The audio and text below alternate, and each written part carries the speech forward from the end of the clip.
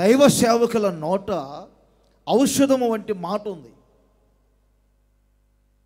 ఒకసారి ఒక వారం 10 రోజులు అనారోగ్యంతో బాధపడచ్చు, అసలు బెడ్ మీద నుంచి పైకి లేవలేని స్థితిలో ఒక వ్యక్తి ఉన్నారండి. 10 రోజులు బెడ్ రెస్ట్లోనే ఉన్నాడు. ఒక పేషెంట్గా మారిపోయాడు పూర్తిగా. యేసన్న గారు 9 రోజుల్లో మరి ఎక్కడో బిజీలో ఉండి రాలేకపోయారు. ఎవరో కబురు పెట్టారు. సరే 10 రోజుల తర్వాత ఇంటికి వెళ్ళారు. ఆ మంచంలో బెడ్లో చూస్తేనండి అసలు మనిషే కనపట్లేదంట.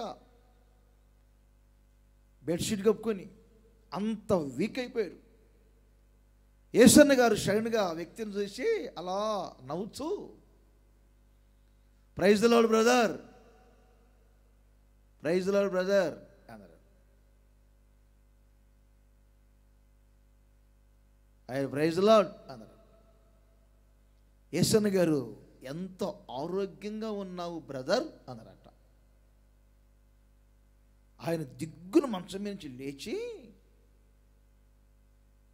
వ్యసనపడి, మీ కంటికి నేను అలాగే కనపడతానులేండి అని కుర్చీ వేసి కూర్చోమని చెప్పి అటు వెళ్ళి నీళ్ళు తీసుకొచ్చి ఇచ్చారట.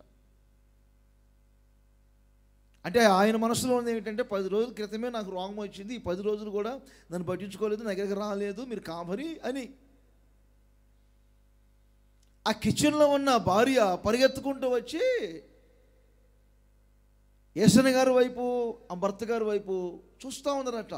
ఏంటి మా, నేను మా, ఎందుకు అలా చూస్తున్నారు అంటే ఆ సహోదరి గారు అన్నారట, అన్నయ్య 10 రోజుల నుండి అసలు బెడ్ మీద నుంచి పైకే లేవట్లేదు ఈ వ్యక్తి. ఇప్పుడు ఏంటి షోన్గా లేచారు, మిమ్మల్ని కూర్చోమని చెప్పి కుర్చీ వేశారు, మీకు నీళ్లు తీసుకొని ఇచ్చారు. 10 రోజులు బెడ్ మీద నుంచి లేవని వ్యక్తి ఎలా లేచారు? ఎలా లేచారో తెలుసండి? యేసన్న గారు ఒక్కసారి వచ్చి, అయ్యో ఏంటి బ్రదర్ ఇలా అయిపోయావు, అయ్యో ఇంత పేషెంట్ అయిపోయావు, అయ్యి బాబు అసలు ఉన్నావా పోయావా అని ఇలాంటి మాటలు మాట్లాడినట్టయితే ఆ వ్యక్తి లేచేవారు కాదు. యేసన్న గారు నోట ఒక మాట వచ్చింది, ఎంత ఆరోగ్యంగా ఉన్నావు బ్రదర్ అన్నారు. ఆ మాటే ఒక ఔషధం. ఆ మాటే ఒక ఔషధం. నా ప్రియమైన సహోదరులారా, అందుకే చూడండి, యేసుక్రీస్తట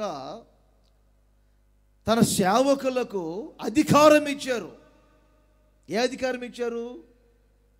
రోగులను స్వస్థపరచుటకు. చెప్పండి, రోగులను స్వస్థపరచుటకు.